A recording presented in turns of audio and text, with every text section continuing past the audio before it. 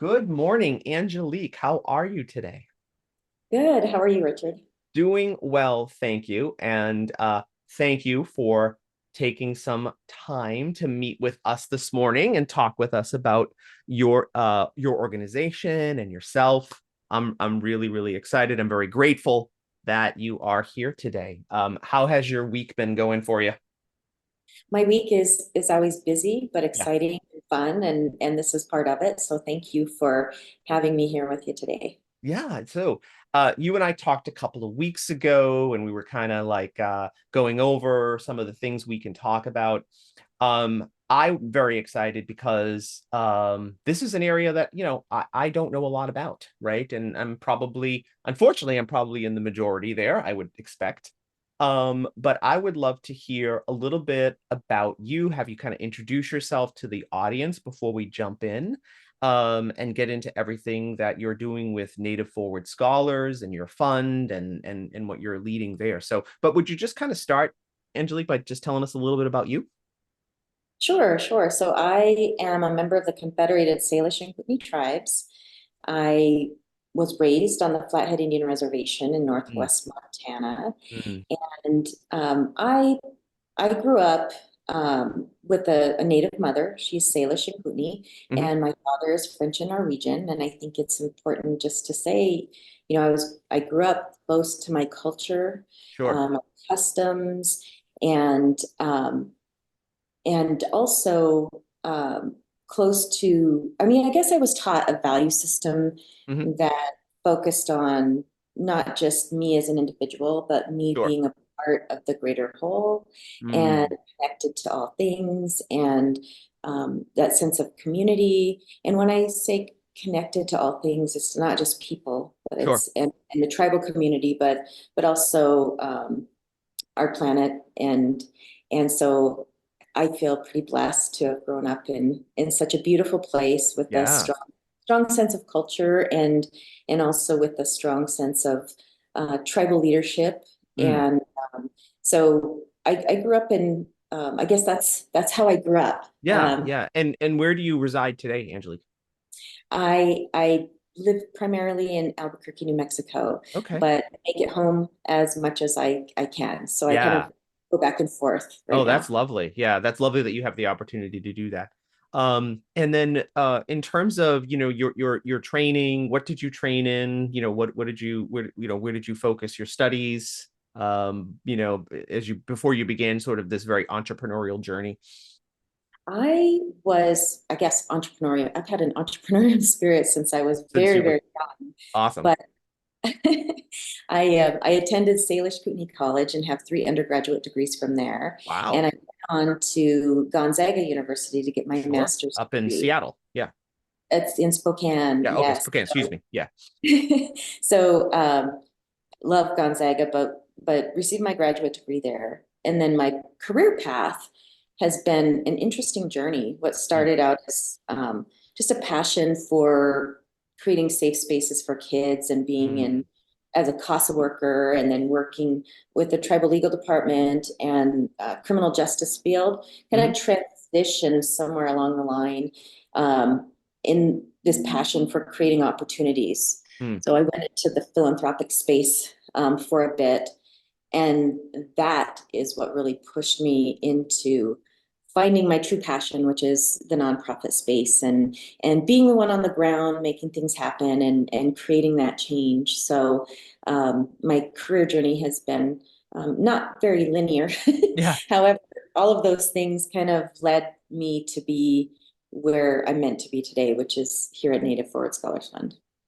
And I do want to talk about a Native Forward Scholars Fund in a second. I actually was at a panel yesterday of women. It was called Her Story, Her Way, and it was four women talking very specifically, like you are right now, about their stories, right, and their entrepreneurship journey. And one woman spoke very comically, but also very passionately about how people were like, are you really sure this is what you want to do? She had trained as a CPA. She had spent all these hours and, years honing her skills as an accountant and passing the CPA exam, only to take her direction into the social impact nonprofit space, right? I'm just Mhm. curious, Angelique, did you sort of hear similar refrains from folks around like, wow, this is a big change. Are you sure this is where you want to be and this is what you want to do?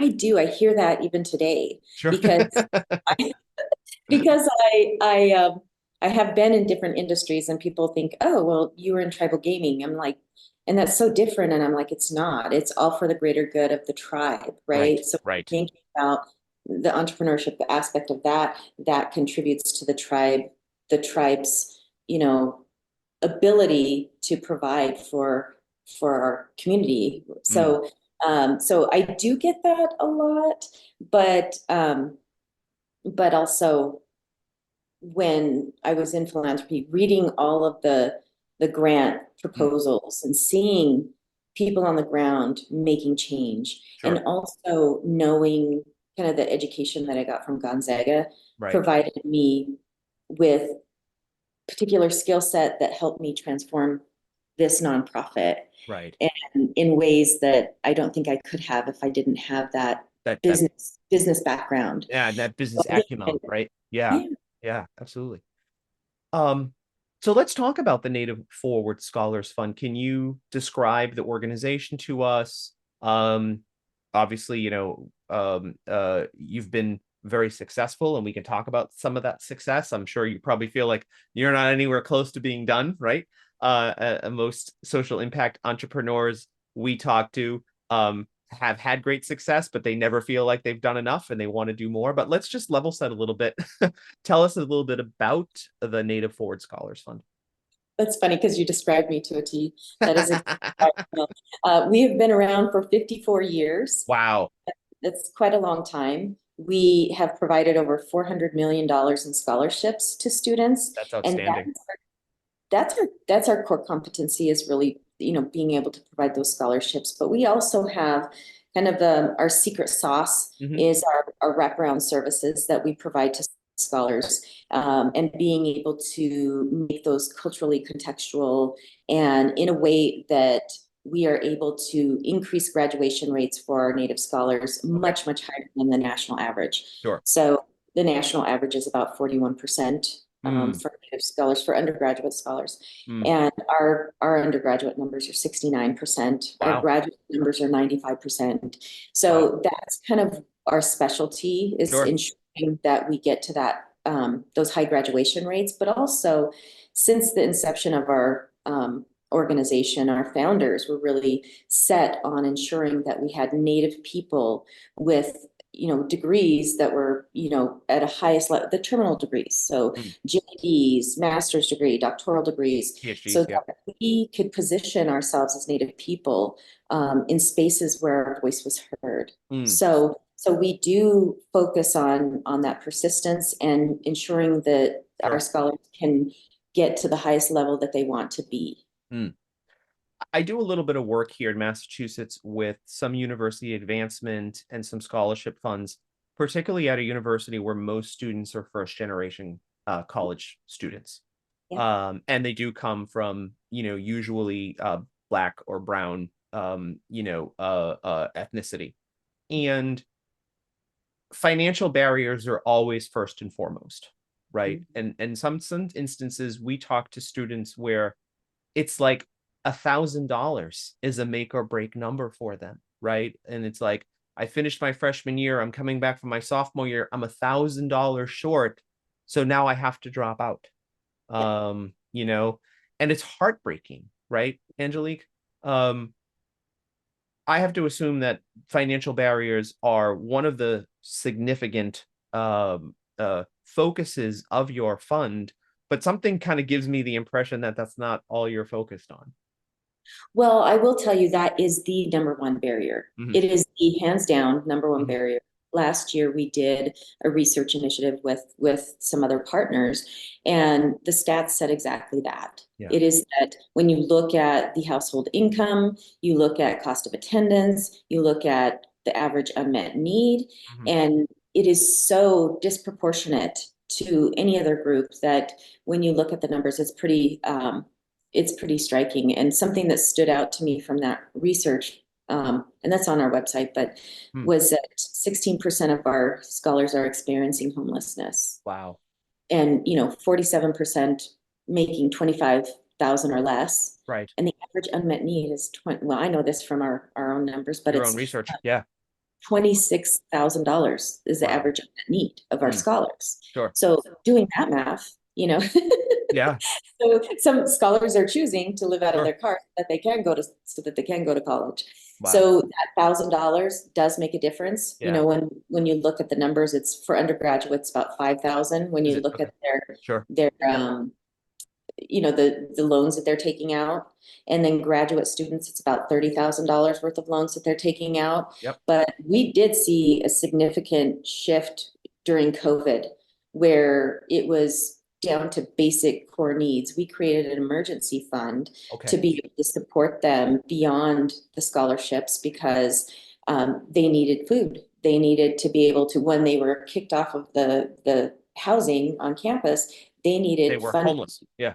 Yeah. Exactly. So we Yeah. needed to be able to support them through that. So you're right, that Hmm. $1,000, that $500, it really does make a difference. But I would say that, the financial barrier is still the number one thing that we focus on. And I'll say that we have, 54 years of creating these powerful, impactful programs. And Hmm. to your point, we still only fund 18% of the scholars who apply. Yes. We've done such great work, and yet we we Tip of the just iceberg. Yeah. it's the Yeah. iceberg. We don't Yeah. have enough Sure. resources to really make the impact. The funding gap is Hmm. still astronomical. In terms of the process, Angelique, that scholars go through, would you talk a little bit about that? How they are awarded, a scholarship through your fund, and then yeah, I would also love to talk about that gap and who, and we don't need to name names, but who's kind of raising their hand to help you close that gap. I'm sure it's a huge portion of what you spend your time and day on. But let's talk a little bit about how does a young person, or maybe not necessarily a young person, right? I mean, people can enter college at any age, right? But how do they go ahead and apply, I guess? And our numbers are non-traditional still. We're Sure, I getting would I would expect so. Yeah. but Yep. but they just get on our website and apply. Okay. And when they apply, if we see that they need assistance with that, we reach out to them. They go through a process, and we have many different funds here that they can apply for, Mm, that they may qualify for. And so we have different staff members who reach out to them to support them, but they go through a scoring process. Some are need-based, some are merit-based, and then they go through the awarding system. sure. We have readers. Many of our readers are alumni. Okay. And Yep. people across, we have 22,000 alumni who help Sure. us out, being mentors and ambassadors, but they go through that scoring process.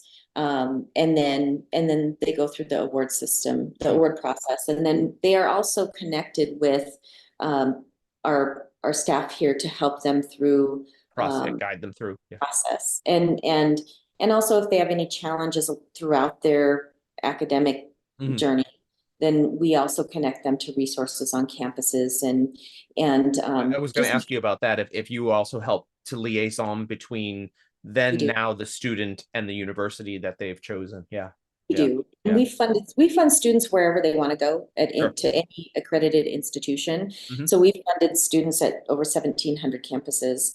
Wow. And we try to make sure that we have strong relationships with those universities. Hmm. But I'll tell you, out of all those universities, every year, about 50% of our funding goes to 29 institutions. Wow. So Native scholars are going to places where they feel supported, where Right. they have the resources that they need, Right. and so we support them on that journey. And then Sure. they're having academic issues, we help them identify that and connect them to resources, or sometimes it's just a call to the financial aid department to help them navigate Hmm. challenges with little logistics and all of that, and then provide them mentors and advocacy throughout. But to your point on, who joins us in this journey, like we could not do the work that we do without the support of individuals, Yeah. foundations, corporations, tribes, and, our partners who make it financially possible to do the work. And also our partners are universities, obviously, who partner in this, and providing those resources. But yeah, I think that we couldn't really do it without them. And when I think of our partners in the philanthropic space and the corporate space, I I can say that we have advocates who are really starting to step up.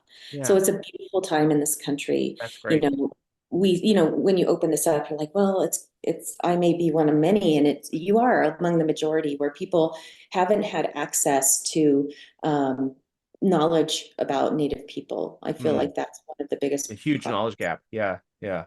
Yeah, because our story, like Mm, we're pretty much invisible, right? Our right. stories have been erased. And Right. and when you type in Native American into Google, you're going to get a bunch of historic pictures. And unfortunately, that's the perception, and Right. that we're not Something living, that's breathing the people. past, not the present. Right. Yeah. Exactly, Yeah. exactly. So it's nice to see so many allies really stepping up and Mm, saying, inviting us to the table like you're doing today, so that our voice is heard and that we're represented. And so it's nice to have those allies mm. in the work that we do. But we partner with foundations, corporations, governments, um, individuals, and it takes everybody to kind of join in the work. Yeah. And also, like I said, the universities as well. Sure. It's encouraging to hear that there are folks, kind of stepping forward. That's wonderful. And I'm sure much more work to be done. You talked a little bit earlier about the resilience factor, right? The community factor. I know at South by Southwest this year, you spoke specifically about Native community resilience. Can you just give us some insights around that and how that's just an important message, both for native and non-native audiences? I know you kind of touched on it a little bit here with the history being erased, but can you tell us a little bit about that message that you delivered at South by Southwest? Yeah, we did two different sessions. I did one on higher education, and then we had this amazing panel with Dr. Henrietta Mann, Mm-hmm. who received the Presidential Humanitarian Award Mm-hmm. this year, and then Kimberly Teehee, who's the congressional delegate for the Cherokee Nation and the CEO of ACES. So it was just such a robust conversation that ranged from kind of the boarding school era and our first introduction to education being really institutions of assimilation, Right. and very harmful, right? And that Mm. experience was only, that went through 1969. This was Right. not a long time ago. Right. I was Yeah, this in is 50 1971. years ago, right? Little more than 50 years ago. Yeah. This is my Yeah. mom's generation. Right. This is so this impacted all of us, and so we talked a little bit about that and how that kind of formed kind of our first experience with higher education, Mm-hmm. but also ranged from going from that to just in two generations, looking at where we are now and the Mm. representation that we have and the visibility that we have and where our people are. And I think that's something that is critically important because representation does matter. When you think about people like Secretary of Interior Deb Haaland, when she got into Congress first, we seen a huge spike in the number of women pursuing law degrees. So representation matters. So Yeah, that was representation part of that. absolutely matters. She looks like me, I look like her. I can do this too, right? Yeah. Right. Yeah. And when you see partners and allies like Martin Scorsese, who Right. is open to sharing true stories. So there, Mm, this moment in time with the Killers of the Flower Moon mm. getting kind of more recognition, and Reservation Dogs, where you're getting true stories of us as Native people, Sure. both historical and then the current context, which Reservation Dogs is kind of was a fun Yeah. show. Yeah. But it shows that we're here, we're present, we're here today, Mm, and so I think that that's part of the conversation, and just opening that door for allies to say, Sure. it's okay that you don't know, because that's part of, you know, our education system. When my son, we moved, when I worked in philanthropy, we moved to Southeast Texas, and my son came back from middle school and said, Mom, today I learned that all Native people are dead. And we had just moved from the Flathead Indian Reservation, where we're close to our culture, and I'm like, Yeah. wow, this Wow. that's interesting. So I had to Yeah. have a conversation with with the school With the system. school. Yeah. Yeah, yes, but this is the, it's not our fault that Sure. our education system kind of It's falling short right there. Yeah. falling Yeah. short. And Yeah. so it's nice to have allies who are stepping forward, and we Mm, invite, allies to the table to talk sure. about, creating space for us, and just speaking on important issues, and recognizing that there are 574 distinct tribal nations in this country, Sure. and over 60 state recognized tribes, Mm, and just that we have a lot to contribute. When mm, you think about us as Native people being the original stewards of this land, right. and where I think about where we're going in this world, um, I do have a lot of hope, and to see the number of, when you think about our numbers in STEM, we fund a majority of our scholars are in the STEM fields, and That's when you very think exciting. Yeah. what we can contribute to the conversation about land conservation. Like, Hmm.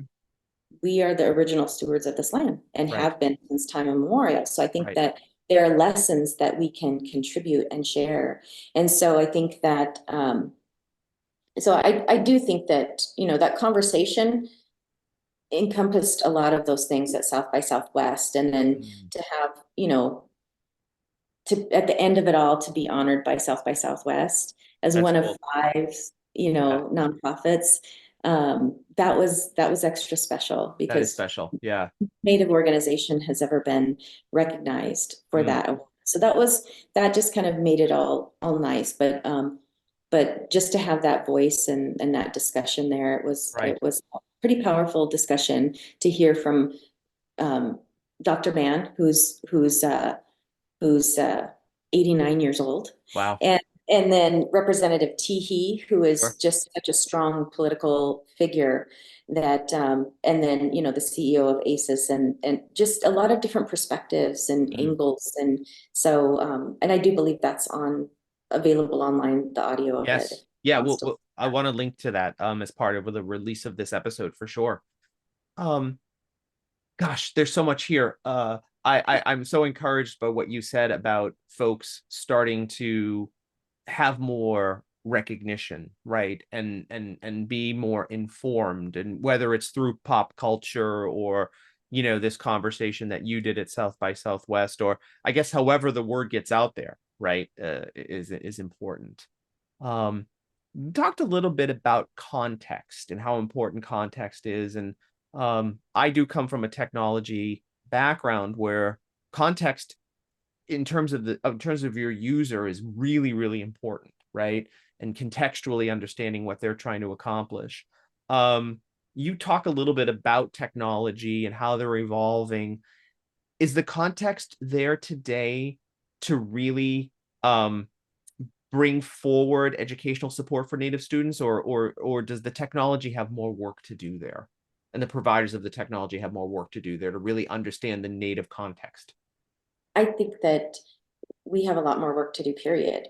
Yeah. When you think about, and this blows my mind, but if you think about technology in this country, there are Native communities in this country that don't have access Don't to have high speed. Yeah. Yeah. Never mind high speed internet. Yeah. water Yeah. or internet. Right. So for me, I think that we're pretty privileged. I could just call someone up and say, "Can I get internet in my home?" Right? Right. But that's not the case. But also, I think that there is a lot of room um, to make technology more culturally contextualized for Mm, us as Indigenous people. Our mm, value systems are based on, like I was talking at the beginning of the conversation, um, there's there's just a different value system. And I think that for us, if like, just I'll give you an example, Mhm. finance, right? If you're talking about um, getting into finance, as it's the money is not what's important, Right. right? Right. What's important is the impact and people and our planet, and so it's really difficult to encourage our young people to be in finance, which we need more people in Of course. finance. However, if you think of it in a different way, it's like, how did your ancestors save for winter, right? And saving is a concept that then could be kind of bridged, right? So I think that Sure. I see that. technology can Yeah. be used in a way, if you're talking about, I've heard about projects about, creating AI that's culturally contextualized that can take you through Sure. a finance program um, on financial literacy for Sure. kids that's more culturally relevant. And but also I do think that there's opportunity there, Right. and whether that's around language revitalization and things like Mm. that. I think technology um, is a powerful tool. Right. So I do think there's some work to be done there. Yeah, no, and I'm not surprised to hear you say that. We've talked with folks who are very focused on bringing technology that's contextual to the LGBTQ community, and also they're very focused on sort of unerasing the history of LGBTQ individuals, because again, just kind of similar to Native American, you can go back maybe 40, 50 years, but beyond that, there's no history, right? And the technology can open access to that, but it has to be contextual and it has to be in line with the user and what the user culturally needs to experience and have that sensitivity. And you talked about AI, which I think has tremendous power and opportunity, but there's got to be guardrails associated with that Yeah. and everything. Yeah, absolutely. Yeah. Angelique, we're kind of early in the year. It's March. And so we still have a good 9 months left in 2024, which when you say it out loud is a little frightening. Um, I'm sure you had lots of goals and plans for 2024 and beyond. What are the most important initiatives and areas of focus for the Native Forward Scholar Funds this year, and where are you thinking about in the future? Well, we have a very specific strategic plan. And as I said, my predecessors created such strong programming. Mhm. And what has been missing for us and what we've focused on in the past few years is really getting our brand out there, getting our name out there. But Right. now we're ready to scale. We have Nice. to scale. It's imperative that we scale. Right. When we're only funding 18% of the scholars Right. who are applying, then, we haven't moved the needle very far. Right. And, the brand recognition is great, but, our applications are increasing by 40%. And I'm like, ooh, okay, we need, yes, Yeah. it's time. It's time to Yeah. scale. And Yeah. our scholars deserve, what every other scholar has in this Sure. country, and you see the disparities in the funding streams. And so I think it's just time for us to scale. Mm, And I'll say I'm also extremely excited about some new initiatives that we have. mm. We have a new program around land conservation and I love language. that. That's great. And we have a huge response and support from the donor community Mm, and a massive response from the students.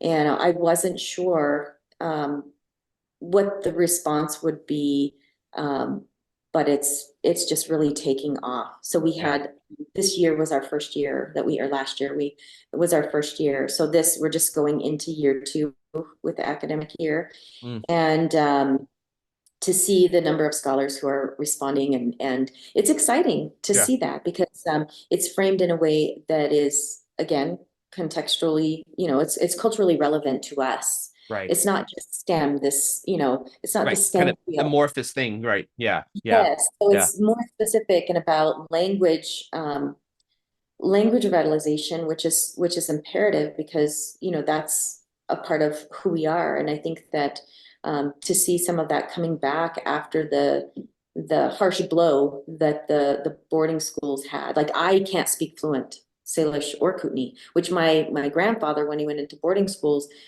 he was fluent in both, but Sure. he would not speak it to me to the day he died. I had to learn my language from some other elders Other, yeah, and in my community, and because of that, that language was broken in our right, family. right. So it's really powerful to see the language immersion programs that are coming Coming out, and back, yeah. also Yeah.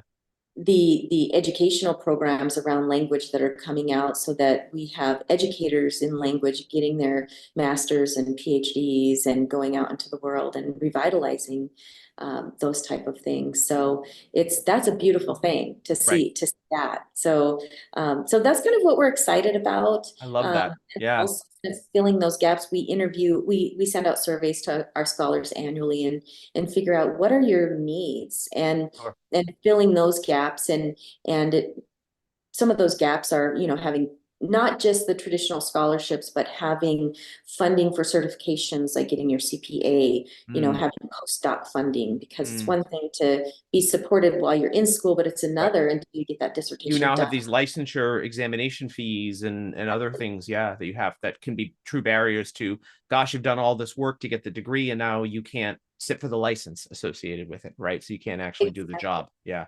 Yeah. Yep. So that, but mostly this is our year for growth and Love it. scaling up. So that's our focus. I should have asked this earlier, Angelique. I apologize. Is there an opportunity for scholars to come back to you year after year, or is it really, yes, okay. Because I know some scholarships are just one and done, right? You get it once, you can't get it again, that's it. But everything you're describing sounds to me like you've created this huge continuum, but I didn't know if the continuum was just the emotional and social support, or but it also included financial, and there's repeat opportunities on the financial side too. There are stackable opportunities as well. Oh, wow.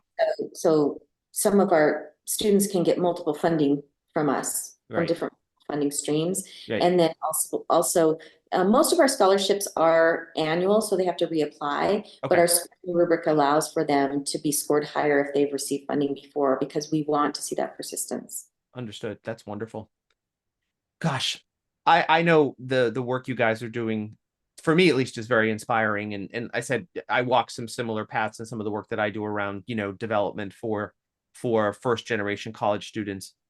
Anyone listening to this who's inspired by the work that the Native Forward Scholar Funds is doing, and wants to get involved in any way to support Native students, whether it's through your fund or something else. Angelique, how do they just get started? What would you recommend they do?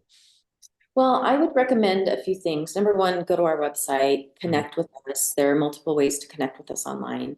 If you want to connect with me personally, my email is angelique@nativeforward.org.